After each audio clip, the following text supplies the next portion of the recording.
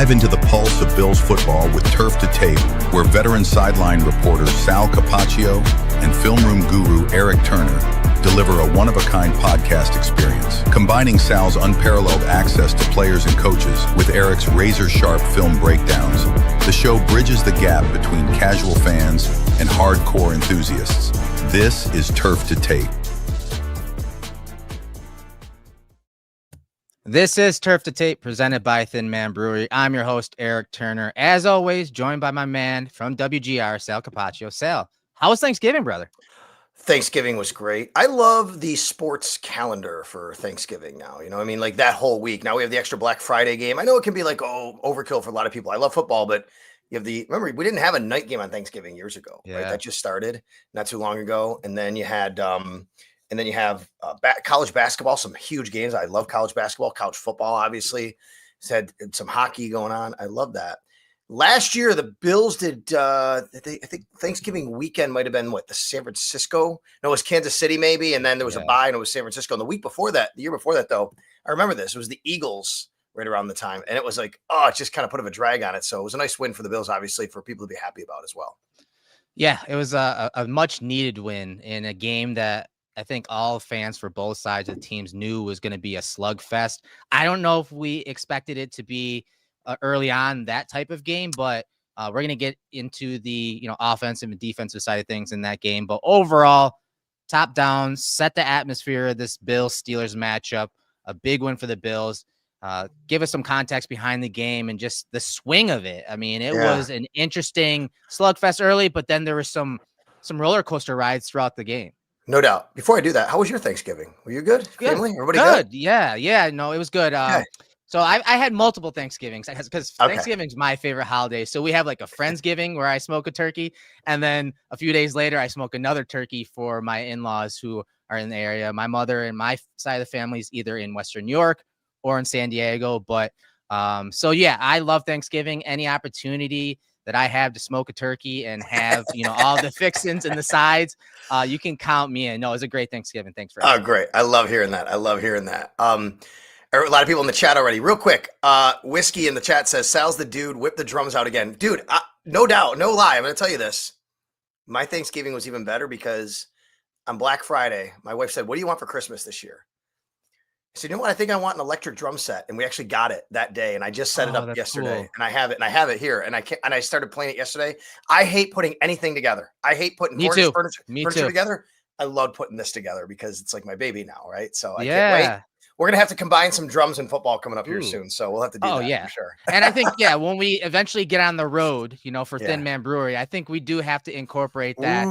It'll make it a really, really good time. And so with that drum set, you can like plug in your headset. So it's just only you hearing it too, right? So the whole house doesn't hear it.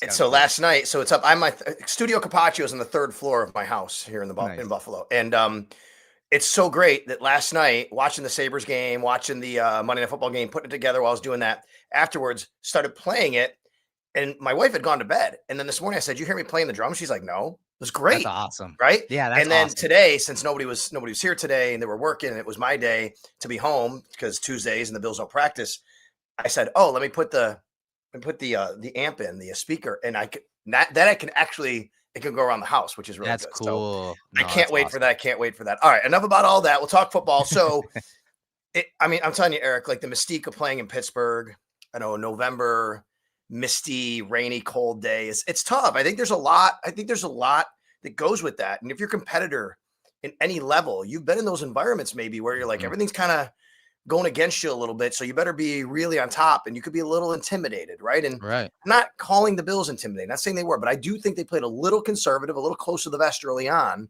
They were a little tight. Tight. And I think that's why Alec Anderson has a couple of false starts, right? I think that's why there's a turnover early. There's another turnover a little bit later, right? James Cook hits his knee, but I think that's why the game started off that way. A little bit later, right before the 2-minute warning, Josh gets hit on the sidelines. We'll talk about that later. I think the game really changed after that. The tenor, the demeanor of the game. I think Bills players really knew right there, okay, we've been beating them. Like they had already been beating them up and down the field. And now, you know what? You just hit our quarterback like that. Now we're going to take it to you. And I really felt that changed right there. And they needed a play. They just needed a play. Well, sure enough, what happens to open up the second half? They get the play. Yeah. Once they got that play, I think everything kind of just snowballed for them from there because let's be honest, Erik. I think if you're from let's take it from the Steelers side, okay? Mhm. I think about this a lot. If you're the other team, you're the fan base, the other team, what are you thinking? From the Steelers side, I think once the Bills took the lead, I think the Steelers felt we're not coming back in this game because they're just pounding us with the football and we won't be able to score or get the ball back enough to score. And I think that is really kind of what changed it after that. True. I agree with you when you're talking about, within the game. And I thought just as the game unfolded, the game plans on both sides of the ball, which we'll get to in detail here in a little bit, I thought they were impressive. I thought they stuck to those game plans and they wanted to come out when you hear like in the press conferences after the game, they wanted to come out and obviously establish the line of scrimmage and win in the trenches, but they wanted to establish that physicality. And that is something I thought in the offseason when they, added all those defensive players, guys like Hoyt, guys like Ogunjobi, who play for the Steelers, who play for the Browns in the AFC North there, and that mentality that it takes to play in that division. I just feel like that was what they wanted to add in the offseason, and we got to see it play out in this game. And again, we're going to see it played out against the Bengals as well coming up. And so my thing in for both sides of the ball, the coaching points, they were clear. They were decisive. The tackling had to be great in this game. And on offense, the Bills offense wanted to obviously establish physicality in line of scrimmage. But more importantly, you heard James Cook after the game say they wanted to make those corners tackle. And so I thought the clarity of the game plan made it very simplistic and allowed both sides of the ball, players on both sides of the ball, to play fast and physical. Yeah, I love, so I would say, Erik, this was maybe a layup of an analyzation of what the Bills wanted to do before the game, right? We all knew it. And all you had to do was listen to Sean McDermott talk after the Texans game, going into this game, to understand exactly what the Bills' game plan would be in this game. And then on top of that, because them losing their left tackle, Deion Dawkins, their right tackle, Spencer Brown, all you had to do is put all that together, and it came up very clear, very simple. There's no way. This was the easiest analyzation of a game I've ever had to make, which is number one key, keep Josh Allen protected. They're going to fortify him. I made a joke on WGR the other day, made Bulldog laugh a little bit. I said, Bulldog, I'm expecting to go out to practice. This is before the game. I said, I'm expected to go out and practice and see wide receivers doing pass pro drills. That's how much they're going to fortify Josh Allen, right? I mean, they're going to protect the heck out of him in this game. And they're going to go quick game, and they're going to run the ball. And that's what they did. Yeah. It was the simplest game plan you can come up with, but sometimes you keep the game plan simple. As you said, it becomes clear. It's clarity. Yeah. And you make it easier for guys to execute when you do that. And they did that. I give the coaching staff a lot of credit. TJ Watt after the game said he's never seen a team run the same play so many times and they couldn't stop. I actually had some Bills fans think that's an indictment on Joe Brady. I'm like, what are you talking about? Right. They ran the same play, not because Joe Brady's dumb and can only run one play or not creative. You could have that argument another day if you want. This was not the day for it. The reason they ran the same play is because the Steelers couldn't stop it. Yeah. Yeah. Execution, and that's what it came down to when you're talking that side of the ball and on defense. And on defense is where I want to start. The defense held the Steelers to 166 total yards, 3.9 yards per play, 58 rushing yards, the fewest total yards the Steelers have ever had at their current stadium and fewest at home since 94 against Dallas. As we said, it started with the game plan. It started with what was stressed during the week. And we heard Bobby Babich in his presser talk about what they stressed during the week was tackling and the angles to the ball. And I thought when you're talking about that, especially after the game and how it unfolded, that's really what stood out to me when we're talking the defensive side of the ball. I don't know if you're going to play Bobby right now or you want me to talk about I'm going to play that. I'm trying to get it going here. No, it's okay. Let me say this. Okay. PFF. I was looking at, I use PFF sometimes if I need to. I don't love necessarily all of their grades and analytics, but I wanted to get some sort of gauge of somebody. The one spot I found it was at PFF. They had the Bills with 4 missed tackles. That's it. 4. Yep. That's the lowest they've had in a game since week 2 against the Jets. Yeah, that's crazy. It's nuts. That's been the issue all year is tackling and missed tackling. And for this game, I thought it was great. And so after the game, again, this is the presser from Babich talking about the tackling and what they stressed during the week. I would just say that, we understood they were the number one team in the NFL forcing missed tackles. And there was a certain approach we were going to take. Not that it was a lot different. we still emphasize the things we emphasize. And, I think it's just that specific area was just harped on, and our guys certainly did a good job tackling yesterday, and we got to continue to do that. And going into this game, that was so important because the Steelers were number one, if we're talking passing game, number one in yards after catch per reception at 6.7 yards. They're ahead of the Bills, which the Bills, I think, now in week 13 are second or third overall. But that's why tackling was so important in this game. And the Bills did such a great job doing that. And it's not just tackling, it's getting off blocks, disengaging from blocks. The balance of, when you're talking, if you split the field in half right down the center, the symmetry and the numbers and space was really good in this game. And I think just overall, they did a great job of getting population to the ball and bringing the ball carriers down. Yeah. Really interesting question here from Wolfgang. Was Sean not calling plays? A couple times I saw him, I didn't see him in the play sheet. And I agree. And he didn't have his glasses, he didn't have his play sheet. And then do you know what he said yesterday in the press conference? He was asked about the scoop and score, and he said, Bobby made a great play call. Definitely noticed that. Yeah, I definitely noticed that too. I don't think that was unintentional that he said it that way, right? Yeah, no, totally. I think it was to make sure that people knew that maybe Bobby Babich was calling plays. So we'll see what happens going forward.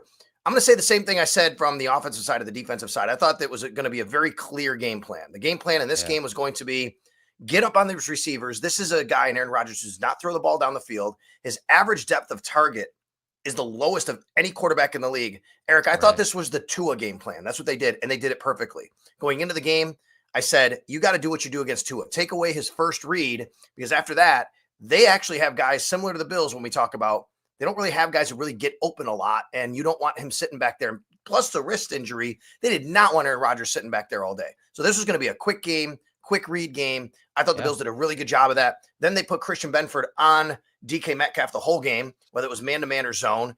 And DK, as good as he is, he's not the same player he once was. And I think that was a really good, favorable matchup for the Bills. And they didn't have to get a ton of pressure. They did a little bit. All they had to do was make sure that they tackled guys when they had the ball in their hands. Yeah, I saw a stat. I forget who posted it, but they were showing it. It might have been yesterday that 66 to 67% of Aaron Rodgers' passes yardage was based on yards after the catch or, after the throw. So, yeah, that's why the tackling had to be very good in this game. And when we're talking tackling, when we're talking leading the defense, it usually begins with Terrell Bernard at that Mike position. But one guy that stood out every time he's been on the field with Bernard out has been Shaq Thompson. So I want to get your impression of, him being the Mike in the defense versus Bernard, because Thompson in this game, 5 solo tackles, 1 defensive stop, only allowed 1 catch for 7 yards on 23 coverage snaps. He's been solid when he's been on the field, but I don't think it's just on the field where he's making a difference. It's in the locker room, at his positional meetings as well. He's just been such a good player and such a good pickup by Brandon Beane. I hate making it sound like we're banging on Terrell Bernard, right? Because I think that's when we have this conversation that happens. So I think Terrell Bernard is a very good linebacker. Terrell Bernard's been hampered by the ankle injury, and that's hurt him. But let's be honest, this team is better this year with Shaq Thompson playing the mic than they have been with Terrell Bernard because of these same reasons. And one of the reasons is teams are more physical against the Bills. That's not Terrell Bernard's game. He can be a physical linebacker, but he's smaller. He's a sideline-to-sideline kind of linebacker. He's good in coverage.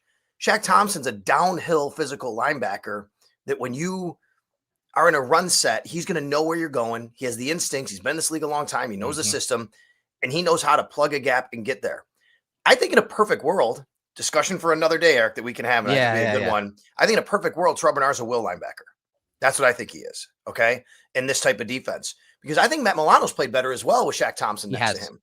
And I think it's because Shaq has a guy that can go downhill, or Matt does, and Matt can play sideline to sideline as well, and he's diagnosing, and I think he's playing really good football.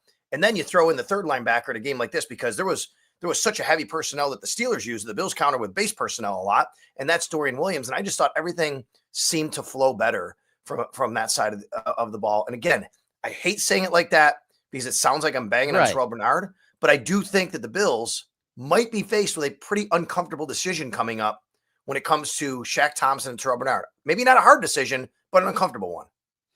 I agree. And I think ever since they brought Shaq on, and you heard McDermott talk about him, it's always been, words like, oh, he's a pro's pro. He plays the game the right way. He's a leader. He communicates. It's those buzzwords, right? Of course, he's a good player on the field, but it's these other buzzwords that coaches cling to and love the type of players that embody those type of traits and skills. And so after the game, we heard McDermott talk about Shaq Thompson. And again, I want you to pay attention to some of those words and comments he made about the linebacker. Yeah, Shaq's a good football player. We go, he and I go way back, and he's tough. He's a good leader. When he plays, he makes a difference. And so, in terms of playing time, we'll see where that goes. But he has had a pretty darn good influence on our football team. And that influence is where I want to start, because I think his presence on the field and in the locker room, as I said, has been felt.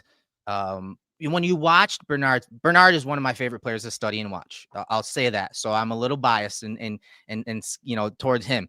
But when he's been hurt, he's been herky-jerky. His play's been up and down. It's been chaotic. You see him visibly upset at himself, visibly upset at other players. And it's been a roller coaster ride for a guy that is playing hurt and trying to tough it out for him and his team. But his play has suffered. And so now when Shaq's been in, you're getting a different influence, right? As McDermott said, a different presence. It's less chaotic. It's more stable. There are times in this game against the Steelers where they're shifting, they're motioning, and Shaq's just like, hold on, guys. He's holding his hands out like, okay, let it unfold. Okay, now we shift.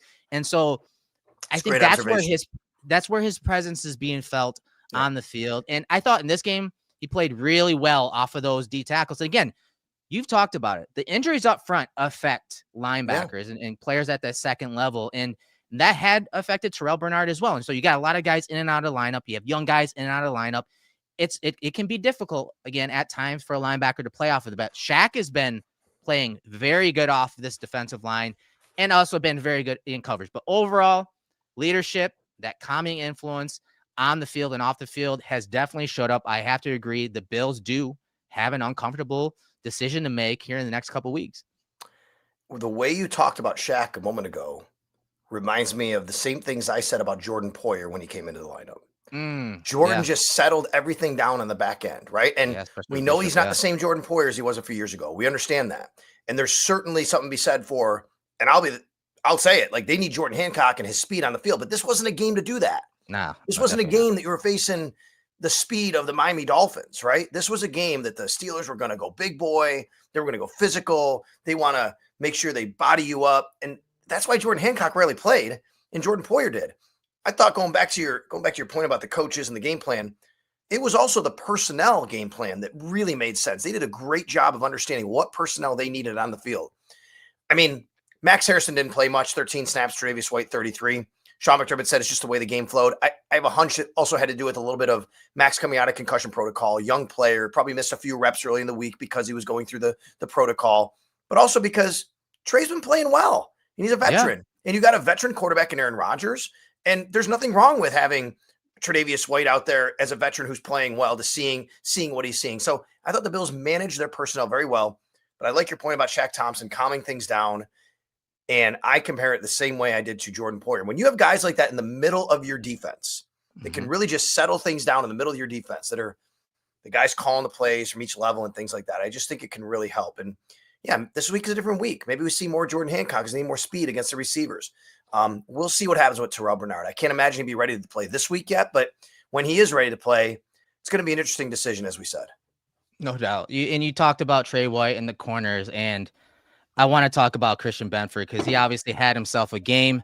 And for us, he was our tapped-in player of the game presented by Thin Man Brewery, Christian Benford. And I want to bring up Joe Marino's tweet, because early on, Benford struggled. He was struggling trying to find his way this season. And, he's definitely, ascended back into that top 10, top 15 corner conversation. But Joe had a great tweet the other day about Benford. He said that against coverage since week 9, Benford had week 6. I'm sorry, 9 catches on 17 targets for 121 yards with an interception and no touchdowns allowed. Among the 62 cornerbacks with at least 175 coverage snaps since week 6, Benford ranks 4th in passer rating against at 51.3, second in fewest coverage snaps per target at 10.9, and then the third in fewest coverage snaps per reception allowed at 20.6. Talk about Christian Benford in this game and what he told you after the game when you interviewed him. I asked him, it looked like you were on DK Metcalf the whole game. He said, I was. And I asked him, how much man-to-man did you play then? He said, it wasn't just man-to-man. He was on him in zone too. Whichever side he was on, he would play him in zone. I thought that was interesting. So for people, education-wise, for people who think, about shadowing a player, it doesn't have to be just a man-to-man. You could be on that same side in a zone, understanding concepts they like to run and knowing where you want your DBs to play. So Christian Benford did that. And then I said to him, is that something you bring up to Bobby and say, like, I want this, I want to do that? And they said, he knows. They know what kind of player I am, what I want every week. That's the challenge I want every week. They know that's, what I'm all about. So I thought it was really interesting. He's playing with a lot of confidence right now too.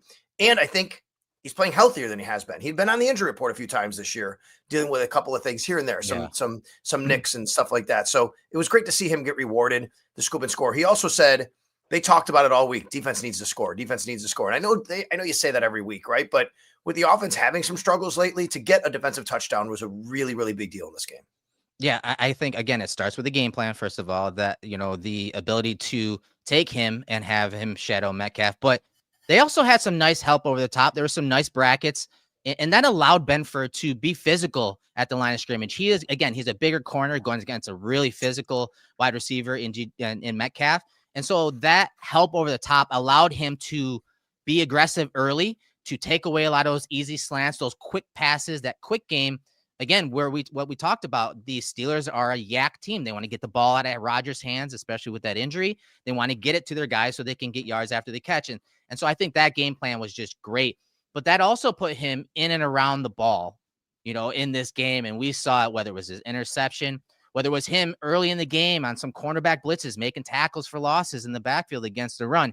He was consistently around the ball, including, again, that run blitz, him off the corner, that really kind of put him in and around the ball to scoop and score on that play, which was one of those turning points when we're talking from first to second half for the Bills defense. Do you remember which game was it? Was it the Patriots game early in the season where we had this big discussion about how the Bills had very, very few plays on the ball? Yeah. Plays on the ball? Yeah. Was that it? Like, I think it was the Patriots, right? And what's notable is Sean McDermott mentioned it. Like, he's like, we had one pass defense that came from a defensive lineman. I mean, it was clear on the stat sheet, right? I remember that. And we talked about that. Now, everything hasn't been perfect since that game, but I do think since that game, they made a conscious effort to make sure they're a little more aggressive on the ball, putting guys closer to the football, closer to the line of scrimmage, having guys like Benford be in those positions and make plays on the ball. They have been more aggressive. So I just think it's something conscious that they've really felt that they had to improve, and they clearly did need to improve because they just weren't making plays on the football. And now you see the result of when you're a little bit closer and more near the football to be able to do that. Even early on, the first pass of the game, Calvin Austin and, Trey White is right there. And right there, he's right on him in great coverage. And I just think you've seen a little bit more of a stick-to-itiveness, I guess, or stickiness in the coverage of the Bills secondary. Yeah, no doubt. That's why Christian Benford is our Thin Man Brewery player of the game, tapped in player of the game, 2 tackles, 2 defensive stops, an interception, a fumble return for a touchdown, allowed 1 catch for 2 yards in this game. Just awesome stuff by him. And again, this is presented by Thin Man Brewery. And if you haven't heard, big things are brewing at Thin Man. The fan favorite Pils Mafia got a bold rebrand, and it's bringing back up Mafia Light. It's your new tailgate essential. Mafia Light hits different with just 3.5% ABV and only 80 calories per 12-ounce can. Drinks like water with notes of beer. Get to your local supermarket and grocery stores to get that from Thin Man Brewery. We appreciate them joining us, and we appreciate Christian Benford making plays on the ball, as we talked about a few weeks ago, for the Bills defense, because we do know they need it. They need to help their offense. They need that complementary game. And I thought not just complementing the offense, but I think the rush and coverage were married very well in this game, thanks to Christian Benford. His ability to, whether it's zone or man, like you said, to shadow a Metcalf was huge in this game, because outside of Metcalf, there weren't many weapons for Aaron Rodgers to get the ball to. No doubt. And when they finally decided to use their tight ends, it started to work a little bit for them in the middle of the It field with Washington. He's such a big guy, but they got to it a little bit later. It wasn't their game plan. They wanted to run the ball. The Steelers wanted to play Steeler football, run the ball, and be physical. And the Bills were up to the challenge. So they did a really good job on the outside and the corners. And the Bills right now have the number 1 pass defense in the league. Now, granted, I understand that part of that is because teams are running more than they are passing. I totally get it.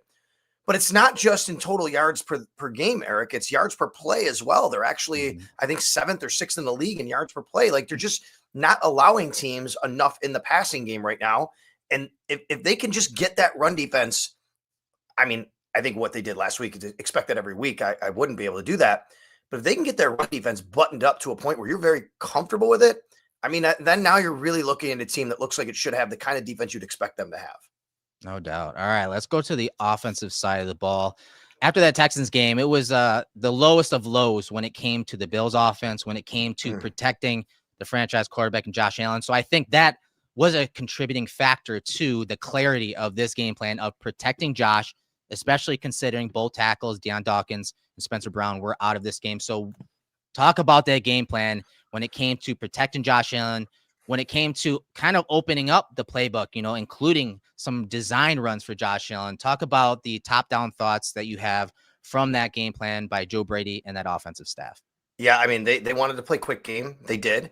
I've seen a couple of people ask why Josh didn't pull a trigger here or there. I think there were a lot of first reads that were going on in this game. It was, so you might have seen a guy that was open, but Josh's read wasn't there because they wanted to get the ball out of his hands. If his first read wasn't there, he did pull it down a couple times and he tried to take off with it, but he was trying not to take shots. He did take, the one shot that we talked about.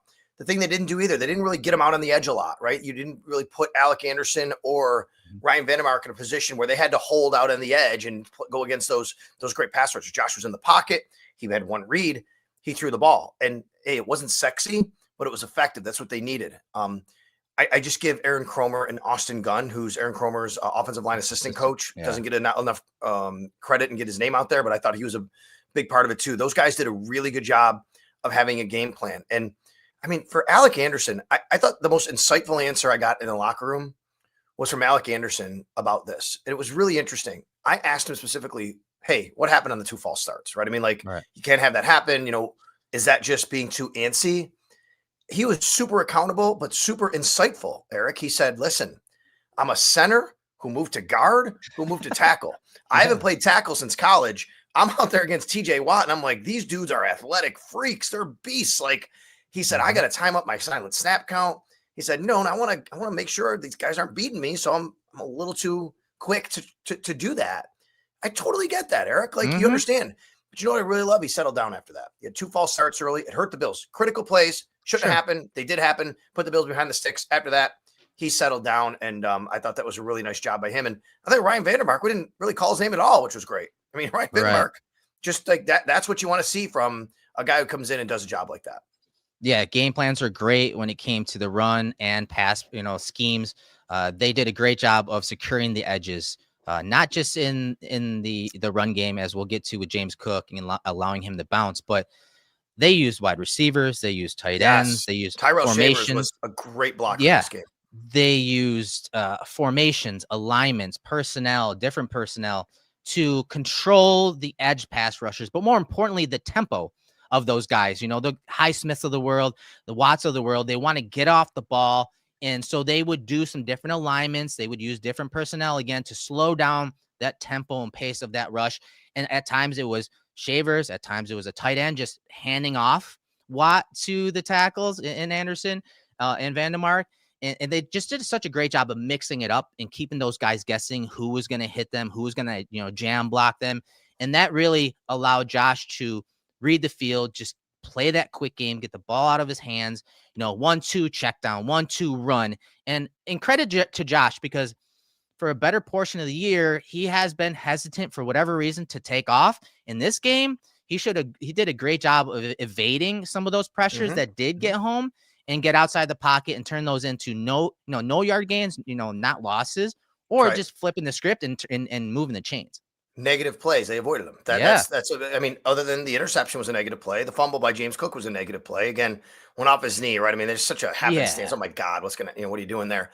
Not a great throw by Josh on the interception, and nice play by the DB. Josh was a little off on the throw to Khalil Shakir in the end zone, behind his shoulder a little bit. So it wasn't like an overall perfect day, but thought he managed the offense well. Obviously, he got him into the right situations and checks when it was needed. But the other part of it, to talk about your point about the edge rushers, sometimes you want to use the opponent's greatest strength against them. And what I mean is, because they're so good at getting off the ball, that's why you saw a lot of that. They'd wash them down and they would come screaming off. Oh, and there goes James Cook out the back gate, right? Because you're using their own best strength against them, which is so quick to react to see what they see. And all of a sudden, he comes back the other way. And you're right. James Cook said to me in the locker room, I said to him specifically, hey, look like you guys were really trying to get on the edge a lot. Was that a game plan thing? He didn't want to go after anybody or say anything negative. He just said, yeah, we saw a lot of film. We knew what we wanted to do. Yeah, James Cook, and the Bills offense rushing the ball, 51 rushes, 249 yards, 6 explosive rushes, the most rushing yards allowed by Pittsburgh at home since 1975, when the Bills had 310 yards against them. So James Cook specifically, 32 carries, 144 yards, 3 receptions in the game as well. Even Ray Davis went off. So that kind of, puts it in perspective, one, the amount of reps that they ran the ball and how often they ran the ball, but also how well they were blocking out front. And I had someone tell me that the defense for the Steelers were calling out the plays. They knew what was coming, as you talked about. They still couldn't stop us. And so talk about that and how demoralizing that must be for a defense when that's kind of what one of their strengths is. It has been, that front seven, that physicality and, the ability to 2-gap, play multiple gaps. And when the Bills offensive line just brought it together. And you even said it, it's not just the offensive line. Knox, Gilliam pitched in, Shavers, Shakir, everyone pitched in for this effort. And again, a lot of production numbers go to James Cook, but the pat on the back should be for the offensive line and the other skill positions too. No doubt. What I'm really, happy about for them and what they wanted to accomplish is now you don't go into a week where Josh is so banged up in his preparation too. He gets, other than he did get tackled a few times and, you hope he's okay, but man, it's a good, wow, you kept him as clean as possible. I mean, Erik, 0 sacks, 1 quarterback hurry in the whole game. Yeah, that's wild. For the for the Pittsburgh Steelers. That was it. A lot of that was quick game, but yeah, everybody contributed to, doing their 111th, as, coaches say. And that's exactly what happened in this game. And then, of course, you had the play where Josh is sliding. He gets hit. Mm-hmm. I thought there should have been a penalty on it. There wasn't. Sideline erupts. And I'm telling you, after that play, everything on the sideline changed. The demeanor of this team changed after that play. Now, I brought it up several times after the game. I asked players in the locker room about it. They all basically said, yeah, you can't do that to our quarterback. David Edwards even mentioned Cam Hayward by name, by the way, interviewing him, and what was going on. And when I tweeted about it, there were some Bills fans who said, well, why does it take that for them to wake up? Why does it take something like that for this team to be energized? And I understand the sentiment. I totally do, especially when you hear earlier in the year, the other team, Miami, they were ready to play, right? Yeah. I mean, they wanted it more. I totally get the sentiment. But again, I'm going to go back to when you're in an environment where, okay, we can't make a mistake here. The crowd's against us. It's a tough place to play. We don't want to make a mistake, but you're winning and you're beating them and you're moving the ball and you're feeling good about yourself. Sometimes it just takes that one moment to go, okay, that's it. I'm taking over this game. To me, it's a lot like a fight in hockey.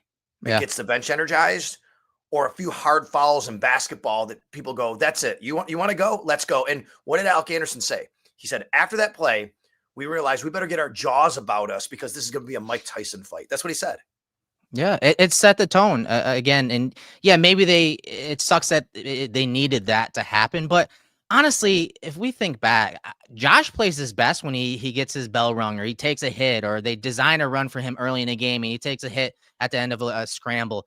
In my opinion, he plays better. And that almost in many ways kind of resets his equilibrium in many ways, where he's like, okay, I'm in the game now. And then you see his play speed and processing go to another level when they do that early in the game. It's, and I think Dorsey was pretty good at gauging that with Josh, but I think Brady is a little more conservative in some of those calls. But we talked about it. This game plan had some design QB runs for Josh.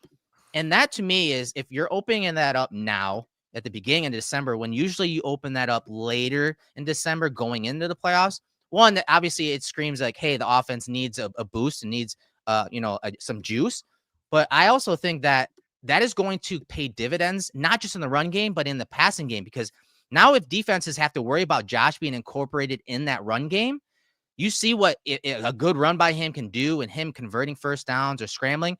Now the defense has to defend you differently. They have to play maybe a little more man. Now you can call some of those plays that are man beater, type concepts. And it just changes things when you're talking defending the Bills offense, and it could get the Bills some more one-on-ones. And so I think seeing that in this game, it really excites me on top of some of the RPO stuff. And I think Josh, the more you incorporate him, the more you weaponize him, it's only going to make this offense more dangerous and open things up for others on the field.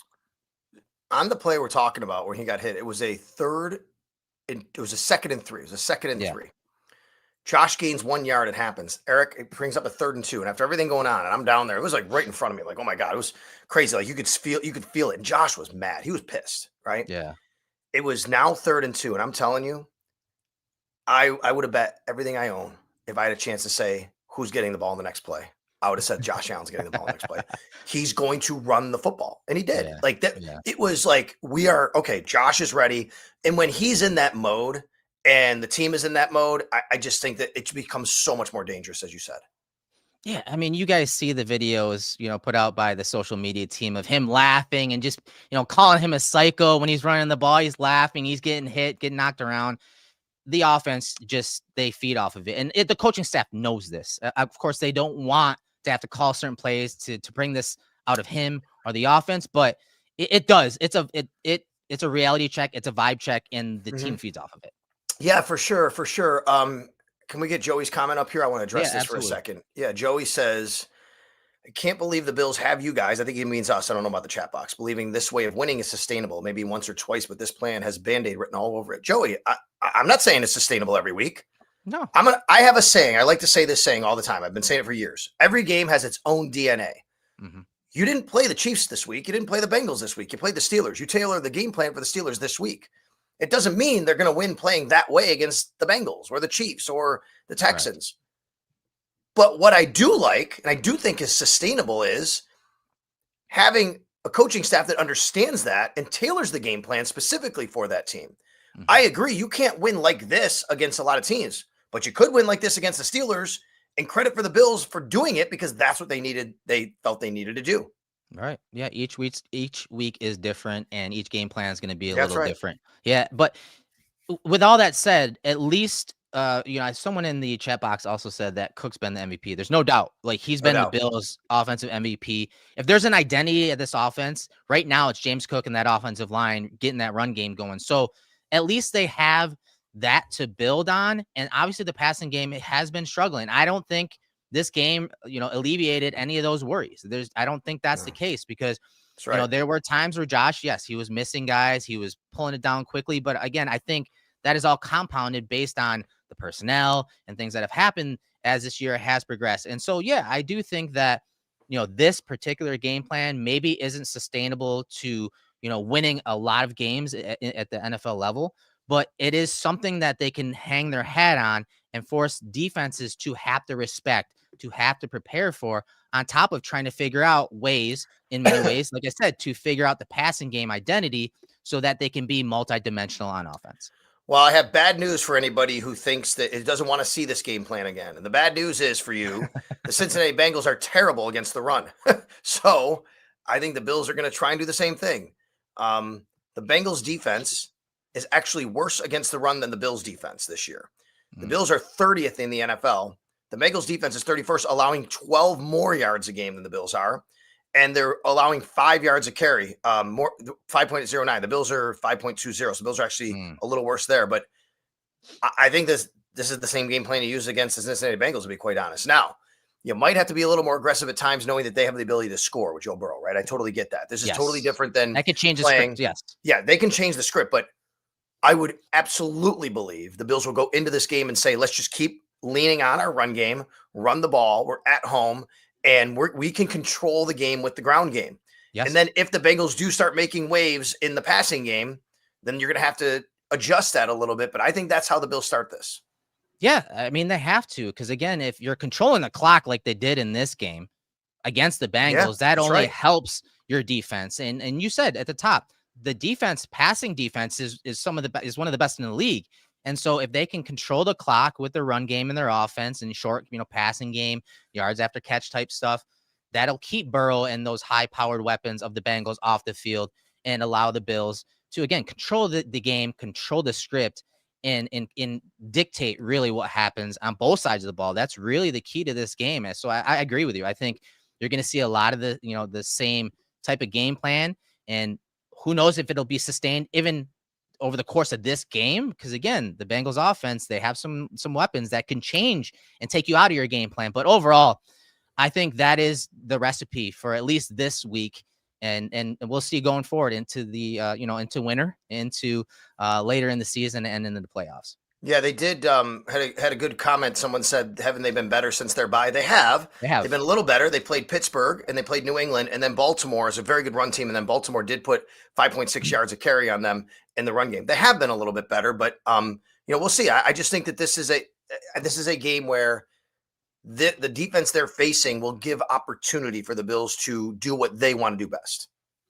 All right. So that was a good recap of this game. Bills get the win over the Steelers. Sal, fill us in on what's going on the rest of the week. Any press conferences, practice, what you got going on content-wise at WGR? Yeah, so just so people know, as the season goes on, the CBA dictates a little bit of what the rules are for practices. So you have that, plus you have injuries and guys and, getting later in the season. You've had your bye week already.